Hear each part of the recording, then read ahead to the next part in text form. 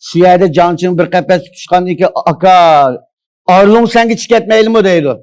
Uçakda Luzhishan'la Arlong sengi çıkıp boğan vakit için Yangzhi, Luzhishan katarlıklarını ki. Şu Wusun'un deydi o yak deydi.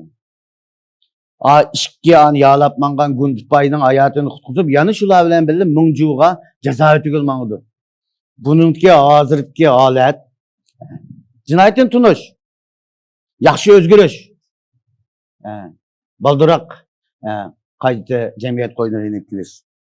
Bu bağandın kiyin emde züyda canmışın. Meslelikte canmışın edbin beriş kelimiz.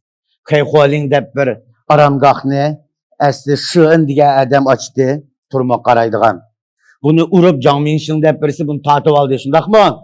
Wusun del aşık şığın digendin ki turmuş verip ceza ötevatkan kim bu Wusun'ni naiti yaxşı muhitlarını, turmuş şaraitini yaratıp verdi. Şununla minnettarlık bildiriş için canmışını verip bu de.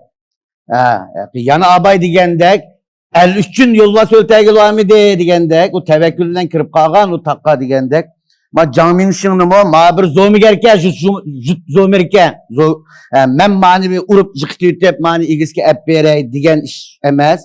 Bu avu turmuda ani her xil yaxşı şarait turmuşlardan Behriman Kılıçdaşqa anıqı minnettarlık qaytırır. Toğra, yaxşılığı minnettarlık qaytırır. Husun qatta emas. Abay degендek dayi, şoyi. Qəhrəmanlıq mı? Çoğun qəhrəmanlıq bulundu. Kiçik qəhrəmanlıq bulundu. Kiçik qəhrəmanlıq asasiyyətinin batırlıq, palavanlıq dep atsak bulundu. Qəhrəmanlıq degen terim çoğun tutudu. Sen Husun canlı işini ude.